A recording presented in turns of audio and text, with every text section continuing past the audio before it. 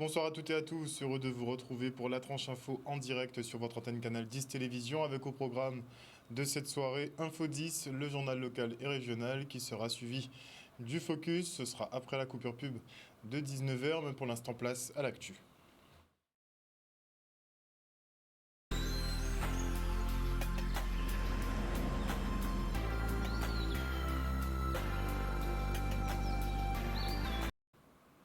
Nous sommes le mercredi 17 novembre 2021 et on part directement sur le front social, puisqu'après le temps des marches et de la pédagogie est venu le temps du chaos social.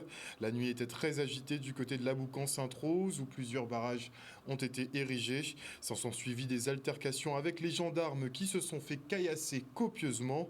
Un militant des Moon Guadeloupe a même été interpellé dans la matinée. Le reportage. Depuis hier soir, il y avait un appel à organiser le blocage du pont de Laboucan par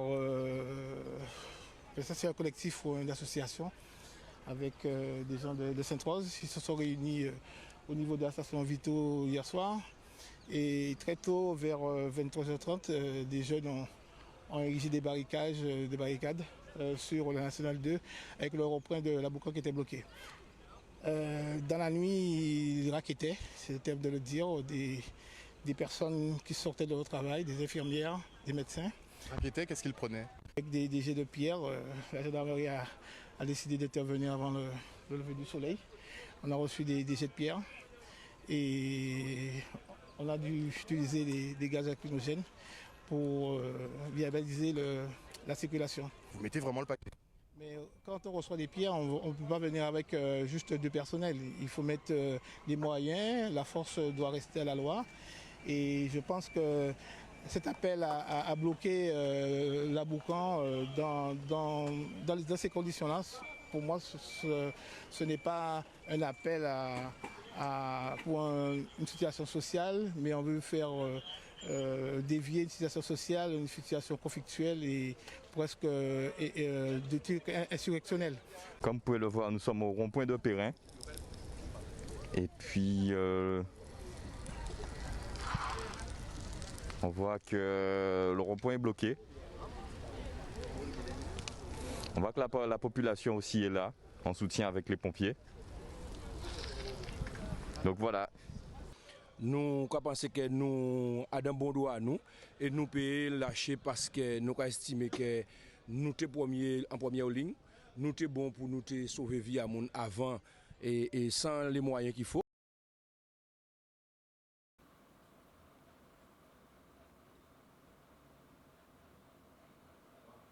Et d'autres barrages enflammés ont été érigés, notamment à Petit-Havre au Gosier ou encore à Sainte-Marie à Capesterre-Bello. Ça a vite été évacué dans la matinée, mais la nuit s'annonce effectivement un peu tendue.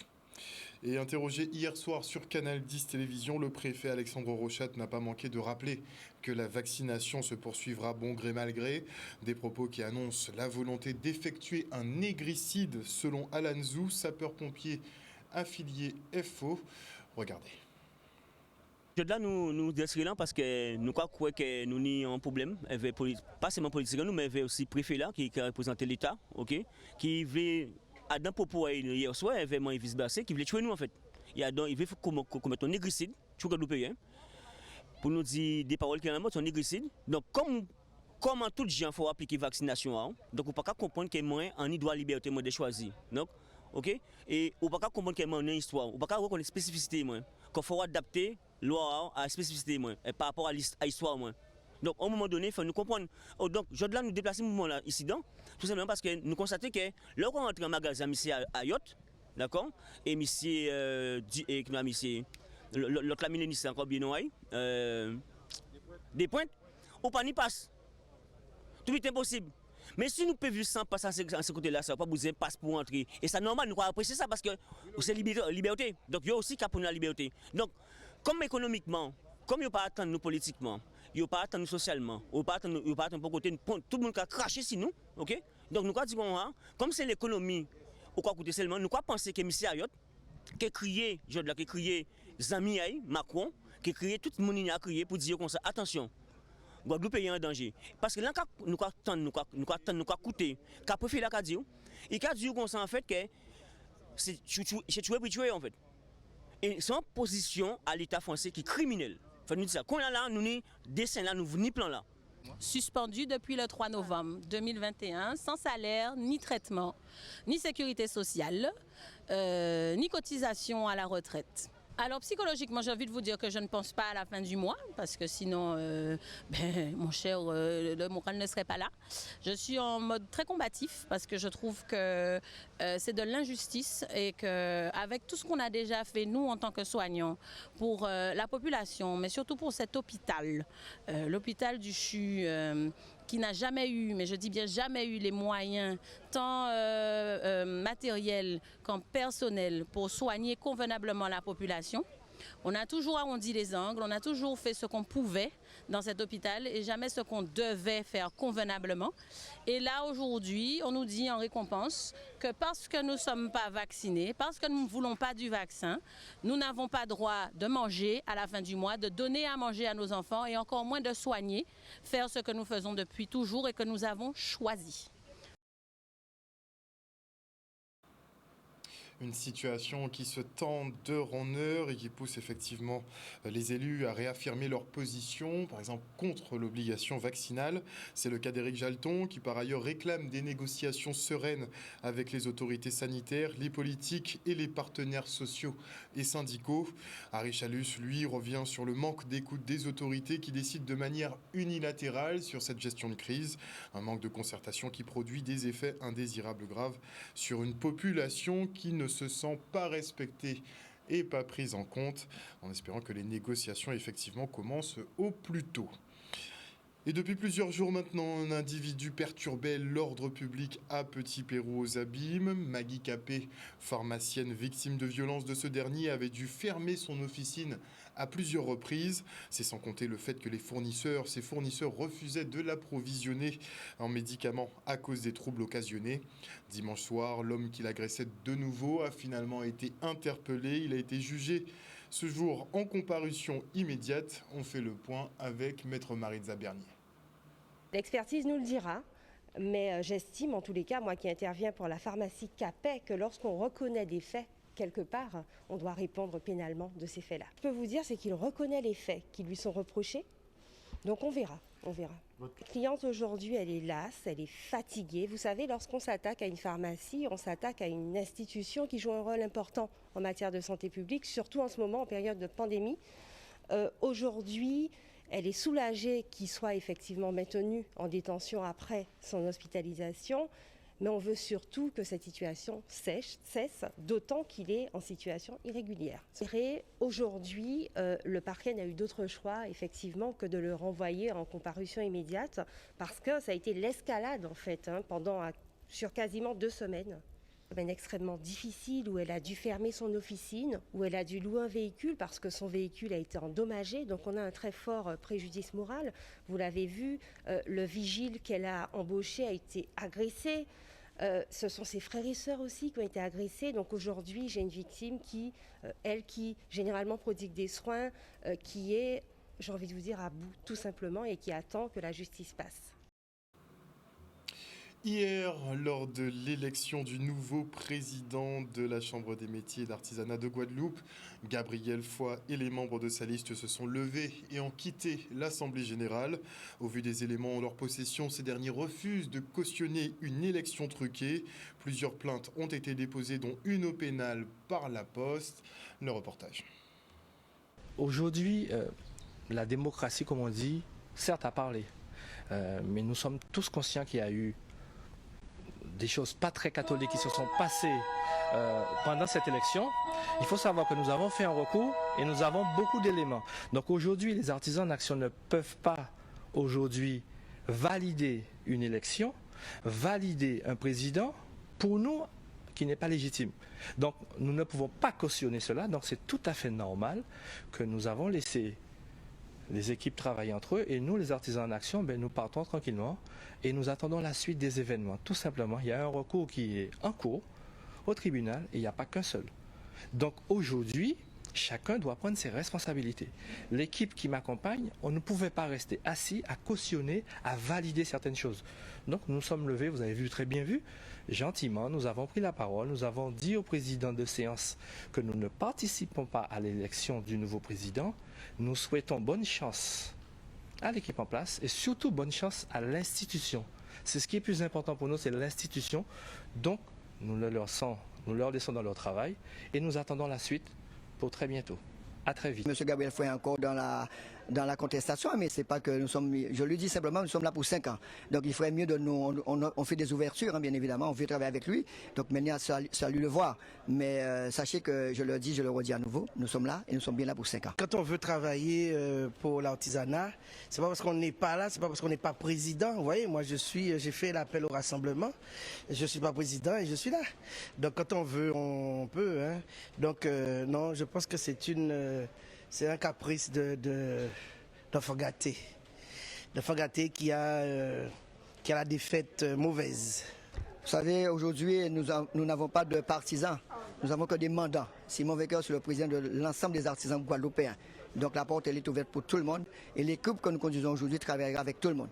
Nous nous sommes lancés un challenge, donc il va falloir arriver à le faire. C'est une volonté partagée. Donc maintenant, on l'a dit aussi, là où il y a une volonté, il y a un chemin. Donc ce chemin-là, il faut le trouver. Nous avons tout essayé dans le monde du possible. Hein. Et nous avons vu, c'était des agréments, destitutions, querelles de tout genre. Aujourd'hui, nous voulons explorer le monde de l'impossible. Et dans ce monde de l'impossible, justement, deux crabes peuvent vivre en même tout là. Et nous voulons mettre deux têtes dans un même chapeau. À savoir si le chapeau sera assez grand pour les deux têtes. Et des recours en annulation, nous en avons aussi pour l'élection de la nouvelle Chambre de commerce et d'industrie des îles de Guadeloupe. Des candidats dénoncent des anomalies lors du scrutin et entament une procédure. Pour eux, le résultat ne reflète pas la réalité et des malversations auraient été constatées. Des votes ont été pris en compte alors que les entrepreneurs concernés n'ont même pas reçu leurs identifiants. Pour la préfecture, il s'agirait d'usurpation pure et simple. Le reportage. Il y a des anomalies dès le début concernant la liste électorale parce que la Chambre de commerce avait envoyé un questionnaire aux chefs d'entreprise et en fin de compte, les chefs d'entreprise n'ont pas répondu et les identifiants ont été envoyés par la poste et c'est à ce moment que, comme d'habitude, des malfaiteurs se sont lancés comme d'habitude pour récupérer les identifiants et pour pouvoir voter, ils ont de la même chambre de commerce de Guadeloupe qui se trouve à Pointe-à-Pitre, ils ont pu obtenir une liste commerciale, une liste électorale à usage commercial. On a été au combat, c'est qu'on avait l'espoir de gagner. On a vu le travail qui a été fait sur le terrain où les entreprises guadeloupéennes voulaient d'un changement. Aujourd'hui, l'état d'esprit qu'on a, c'est que si on avait perdu à armes égales, on l'aurait accepté. Mais il y a trop d'éléments qui restent dans le vide où on n'a pas de réponse. C'est pour ça que nous avons décidé de faire un recours. Un recours en annulation parce que nous estimons que le résultat qui a été proclamé ne reflète pas la réalité des votes des entreprises guadeloupéennes. Ils ont recensé un certain nombre de personnes qui ont téléphoné pendant la période du scrutin, qui ont dit qu'ils ne pouvaient pas voter et la préfecture leur a confirmé que s'ils ne peuvent pas voter, cela veut dire que d'autres personnes ont voté à leur place. Et aussi, il y a 2 plaintes portées par la Poste, le bureau de la Poste, au procureur de la République. On constate qu'il y a des entreprises qui n'ont pas reçu leur identifiant et en même temps qui ont pu voter. Lorsqu'ils ont réclamé leur identifiant à la préfecture, on leur a envoyé un document leur disant qu'ils avaient déjà voté. Alors il y a bon nombre d'entreprises et d'entrepreneurs guadeloupéens qui ne comprennent pas qu'ils n'aient pas reçu leur élément et qui ont voté. On a même vu à travers la liste d'émargement des entreprises qui sont liquidées depuis 4-5 ans et qui votent. Il y a des morts qui ont voté. Il y a des entreprises, je prends mon cas dans le BTP, qui n'ont pas voté et on voit sur la liste d'émargement qu'ils ont voté. Donc on se pose beaucoup de questions. On se pose beaucoup de questions sur la liste électorale, on se pose beaucoup de questions sur le mode de scrutin, sur le mode d'acheminement des identifiants. On se pose beaucoup de questions, donc c'est pour ça que nous avons décidé de faire un recours. Le vote des morts, une vieille discipline électorale. Et on enchaîne avec la remise du prix de la tombola organisée justement par la Chambre de commerce et d'industrie des îles de Guadeloupe et les commerçants de Pointe-à-Pitre. Félicitations à Iman Monrose qui non seulement a gagné grâce à un ticket qu'on lui a offert, mais qui en plus reçoit le lot le jour de son anniversaire. On peut dire vraiment qu'elle a beaucoup de chance, une chance de ouf. Le reportage. Il faudrait aujourd'hui penser que ce type d'animation devrait être plus souvent remis sur le tapis parce que ça crée une animation. Je suis très heureuse. Franchement, il n'y a pas de sentiment pour vraiment expliquer ça. Franchement, je ne m'y attendais pas du tout et voilà, franchement, je suis très heureuse. Pour vous dire la vérité, on m'a offert un ticket de tombola et j'avais le numéro gagnant. Donc voilà, franchement, je suis très heureuse. Ça crée une animation, ça fait des heureux et ça fait des malheureux aussi. Mais là, en l'occurrence, le jour de son anniversaire, Madame Monrose, anniversaire, voiture gagnée, à elle de percer le permis. Ma foi, on a fait une heureuse et on est heureux. Et en plus, c'est mon anniversaire aujourd'hui. Donc vous voyez, double surprise, franchement, très beau cadeau.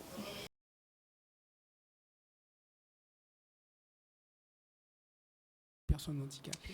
Et de retour sur ce plateau, je reçois maintenant Jean-Marie Pili, qui est conseiller à la région Guadeloupe.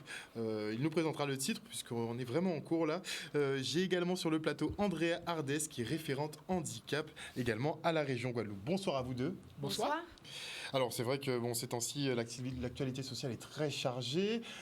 Déjà qu'on ne parle pas beaucoup des personnes handicapées, donc il faut quand même prendre le temps d'en parler. Qu'est-ce que vous préparez à la région pour eux ? En fait, c'est la CEP, la Semaine européenne pour l'emploi des personnes handicapées.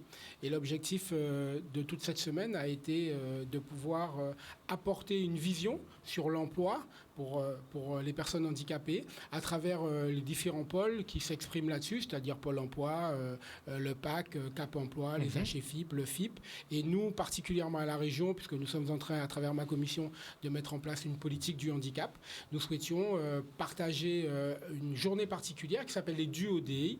L'objectif de cette journée, c'est que l'espace d'une journée, des personnes porteuses de handicap soient en binôme avec des personnes qui sont déjà dans l'activité professionnelle. Ce sont des gens qui sont à la recherche d'un emploi, histoire de leur donner un petit coup de boost, mais surtout de pouvoir leur donner l'envie d'aller vers des postes un petit peu différents de ce qu'ils ont l'habitude d'occuper. Mais est-ce que les entreprises jouent plus le jeu ? Parce que techniquement, il y a des quotas, on sait que les quotas ne sont pas forcément respectés. Est-ce que les entreprises jouent de plus en plus le jeu ? Oui, les entreprises jouent de plus en plus le jeu. C'est simplement que le cheminement est difficile et que surtout, tout ce qui peut concerner la partie formation, emploi est un petit peu compliqué. Andrea va en parler beaucoup plus que moi parce qu'elle est beaucoup plus sur le terrain. Mais honnêtement, tout n'est pas parfait. D'ailleurs, tout ne sera jamais parfait. Mais pour le coup, il y a une vraie volonté aujourd'hui parce que les chiffres sont très clairs. Entre une personne porteuse de handicap parmi vos collaborateurs et un collaborateur simple, et je ne dis pas ça pour vous, Hérode, on sait que vous êtes un collaborateur bien professionnel. Alors, je rigole. Une personne porteuse de handicap a des compétences et est très investie dans son travail. Donc, embaucher une personne en situation de handicap, c'est toujours nécessairement le bon choix. Alors sur le ressenti justement sur le terrain. Alors sur le terrain, on peut dire qu'effectivement, c'est toujours ça la problématique. C'est au niveau de la formation. J'ai vu qu'il y a des efforts qui ont déjà été faits au niveau de la formation pour l'accueil des personnes qui sont en situation de handicap. Et puis sinon, en termes de maintien d'emploi au sein du conseil régional, parce que je suis référente handicap, de plus en plus, on constate que l'employeur, les mentalités changent. C'est un petit peu mon rôle de faire des actions de sensibilisation et de formation. Et on peut constater qu'effectivement, les mentalités changent, qu'on accepte de plus en plus le travailleur qui est en situation de handicap comme un travailleur lambda. Voilà. Et est-ce qu'on peut penser ou imaginer que le télétravail qui se développe de plus en plus serait un créneau à prendre aussi pour les personnes porteuses de handicap ? Alors oui, ça peut être un créneau à prendre, mais il ne faudrait pas non plus tomber dans ce piège du télétravail puisqu'il y a quand même la notion d'isolement. Il ne faudrait pas non plus que le salarié qui... Alors, pendant une période, on a eu la possibilité au Conseil régional de proposer le télétravail plus particulièrement aux salariés qui ont une problématique de santé importante, donc par rapport à cette période de pandémie. Voilà. Ça demande quand même beaucoup d'aménagement, mais ça fait partie effectivement des projets, en tout cas, au sein de la région Guadeloupe, mais pas de trop. proposer. Mais Pourquoi? pas trop Parce quand même, qu'en fait, il faudrait vraiment que la maladie, que la pathologie que la personne a l'empêche en fait de se rendre sur le lieu de travail. Puisqu'il ne faut pas, je pense vraiment, et j'insiste sur ça, il ne faut pas négliger l'isolement du salarié. Voilà. C'est un choix en fait. Moi, je suis vraiment pour le télétravail. Je pense que c'est une option parce que je connais beaucoup de personnes qui, dans une période de leur vie, ont ressenti des difficultés de transport, des difficultés d'intégration, des difficultés de positionnement par rapport à une structure. Par exemple, il y a des escaliers à monter, des choses comme ça. Et honnêtement, le télétravail peut être une alternative. En tous les cas, je vais toujours privilégier du télétravail plutôt qu'une personne qui va être sans emploi chez elle. C'est vraiment dans tous les cas. Un vecteur supplémentaire pour nous qui a été un petit peu oublié, mais que malheureusement le Covid a mis en avant et il nous montre à tous que ça peut être une alternative. En tous les cas, sur le terme de la mobilité, en tout cas sur la mobilité, ceux qui ont une mobilité réduite, clairement... C'est ça. Il y a des choses à prendre là-dedans, il ne faudra pas l'oublier. Alors, ce n'est pas parce qu'un salarié a une mobilité réduite qui ne va pas forcément non plus se rendre sur le lieu de travail. Au sein de la région Guadeloupe, on a quand même un travail important qui s'est fait et qui continue de se faire pour l'accessibilité des salariés. On a en ce moment effectivement une salariée pour laquelle nous sommes en train de travailler sur l'opportunité pour elle de travailler en télétravail. Et nous travaillons évidemment pour ça en étroite collaboration avec la médecine du travail. Donc il y a une étude de poste, il y a des aménagements en fait. ça ne se décrète pas comme ça en fait. Ça, alors, c'est toujours comment dire ça. C'est toujours des situations particulières qu'il faut étudier au cas par cas. C'est pour ça qu'il y a une assistante sociale et une référente handicap qui s'occupe de ça. Après, il y a une volonté. Et la volonté, aujourd'hui, elle est très claire. Elle est de pouvoir ouvrir, de manière très globale, mais en particulier à la région, des postes aux personnes porteuses de handicap, d'accord, avec évidemment des études. Mais la réalité, c'est que nous sommes dans un schéma aujourd'hui d'être un exemple. Et c'est pour ça, par exemple, que demain, à l'occasion des Duo Day, nous aurons une quinzaine de personnes en situation de handicap qui passeront une journée avec des collaborateurs de la région, avec des élus de la région. Et puis, ce qu'il y a de super sympa là-dedans, c'est que, par exemple, on aura 5 ou 6 jeunes qui sont en pleine formation pour apprendre des métiers numériques. Et pour le coup, eh bien, on va les balancer vraiment avec le service informatique et numérique de la région. Et puis, il y a un petit clin d'œil parce qu'un d'entre eux vient du même centre de formation. Donc, vous voyez, il y a vraiment une continuité dans la démarche et c'est là-dedans qu'on va essayer de pouvoir avancer. Donc, on va vers quand même une intégration des personnes porteuses de handicap dans le milieu du travail. Mais réel. Hein. Je ferai tout pour, évidemment. C'est aussi pour ça que le président de région, M. Richalus, m'a mis à la tête de cette commission extra-régionale chargée des personnes handicapées. Ça fait partie aussi l'emploi, la formation et bien d'autres choses. Mais oui, c'est une évidence, aussi bien au sein de notre propre équipe, mais dans la vie de tous les jours. Oui, mais il est évident que l'avenir est là pour nous tous. Ça va dans les deux sens. Clairement. Il y en a l'autre. Alors, si vous aviez un message à passer aux entreprises, peut-être aux collectivités qui voudraient s'y mettre un peu plus sérieusement. Alors, le message, ce serait d'abord de travailler sur le changement de mentalité au sein de leur entreprise. Donc, déjà débuter par tout ce qui est sensibilisation au handicap. Peut-être aussi choisir de travailler avec un référent handicap, parce que pour pouvoir mettre en place tout cela, il faut avoir les compétences pour le faire. Donc, se munir d'un bon référent handicap, voire même d'une équipe pluridisciplinaire, comme c'est le cas aussi en région Guadeloupe, au sein de laquelle vous avez le médecin, l'assistant social, le psychologue, le référent handicap et la mission MPGR. Voilà. Et le mot de la fin pour M. Pili ? Le mot de la fin, c'est qu'il faut vraiment aller de l'avant. Nous, on est très, très heureux d'organiser cette journée demain, de pouvoir permettre à ces personnes de se découvrir mutuellement, avec une grande envie. En plus, moi j'ai eu beaucoup de retours positifs par rapport à cette journée. L'objectif pour nous, évidemment, c'est d'ouvrir une voie. C'est une journée qu'on va renouveler. Et la volonté pour nous, c'est de dire à tous les Guadeloupéens, on peut aussi, vous de votre côté, faire la même chose sur des structures identiques ou plus petites. L'important, c'est de donner cette énergie. Je connais une dame qui est pilote de drone et qui, pour cette journée, aura une personne en situation de handicap avec elle. Elle a une petite structure et je trouve vraiment l'idée géniale. C'est vers ça qu'il faut qu'on aille. On avance dans le bon sens, en tout cas. On avance toujours dans le bon sens. Merci beaucoup, en tout cas, vous d'être venus sur ce plateau ce soir et du travail que vous réalisez donc pour les personnes porteuses de handicap, que ce soit en termes de formation ou d'emploi. Merci encore. Merci. Et on part maintenant pour une opération de sensibilisation à la sécurité routière des collégiens de Sainte-Anne. Une occasion pour redorer l'image des gendarmes qui paraissent pas très commodes pour ces jeunes et aussi de leur rappeler que la route n'est pas un terrain de jeu. Et si c'en était un, eh bien, il serait un peu comme Squid Game. Je prends un exemple qui est parlant pour eux, où tu paries sur ta vie, sauf que dans un accident de voiture ou de moto, vous ne gagnerez rien du tout. Le reportage.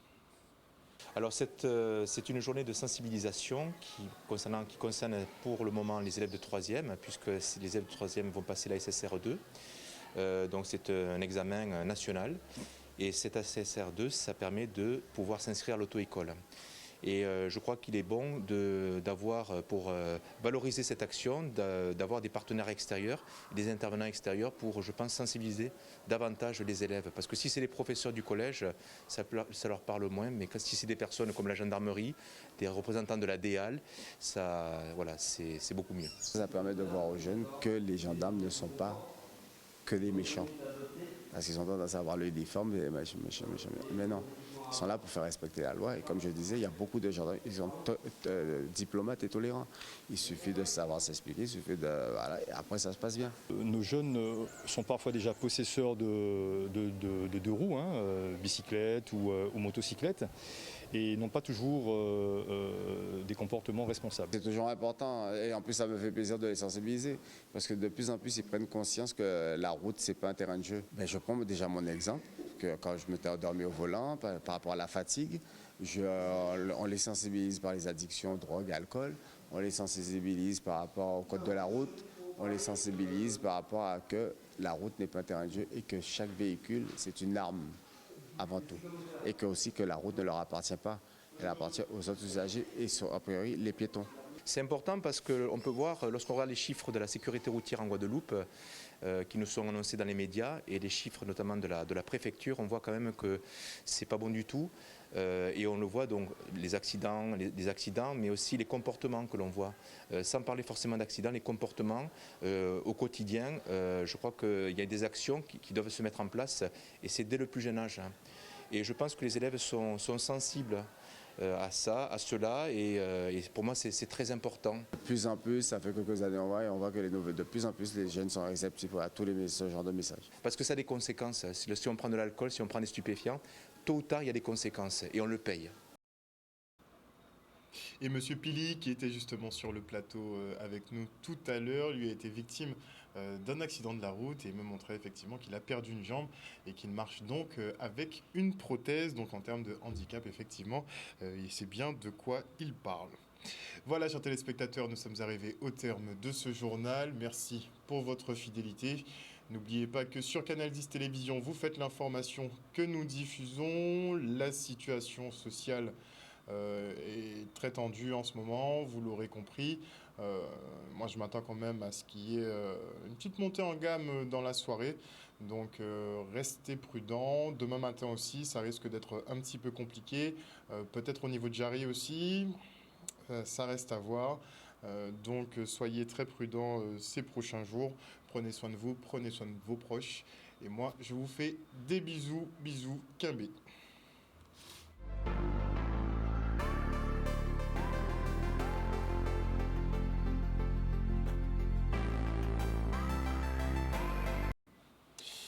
À venir dans la tranche info sur Canal 10, le focus. Je pense que je vous passerai quelques extraits quand même de ce qui s'est passé aujourd'hui. Ça devient très compliqué. Il y avait un rassemblement au CHU de Pointe-à-Pitre. Les manifestants ont été gazés. Il y a des vidéos qui circulent sur les réseaux de toute façon. Donc gazage de ces manifestants qui n'étaient pas très contents. Il y en a qui sont passés chez Chica en fin d'après-midi. Au niveau de Perrin, c'est délicat, ça va être délicat. Perrin, Sainte-Marie à Capesterre-Belle-Eau, ça va être très délicat. La Boucan à Saint-Roch, ça va être très délicat. Le Gosier aussi est à surveiller, beaucoup. Donc on verra comment la nuit se passe. Et en attendant la coupure pub, je dis quand même bonsoir à Johan Yankee Business, bonsoir à Nadir Jamela, bonsoir à Claudie Giraud-Girard, bonsoir à Lovely Popote, bonsoir également à Freddy Teddy, bonsoir à Franck Abar, le général, bonsoir à Mouton Lucide, bonsoir à Dominique Cornano, à David Falla, bonsoir à Anthony Sett, bonsoir à Marie-Christine Veitilingon, à Patrice Antoine, à Bertrand Herlem, bonsoir à Fulbert Johnny, à Dominique Landry, bonsoir à Bingy Ivy, bonsoir à Audrey Trésor, bonsoir à Francia Nérom, à Vanessa Vernabel, à Jocelyn Albimna. Il y a beaucoup trop de noms, je ne pourrais pas m'en sortir ce soir. En tout cas, merci à vous tous qui nous suivez sur l'antenne de Canal 10 Télévision. Toute l'actualité sociale, vous savez que de toute façon, c'est sur notre antenne. On se retrouve bientôt. Bisous tout le monde.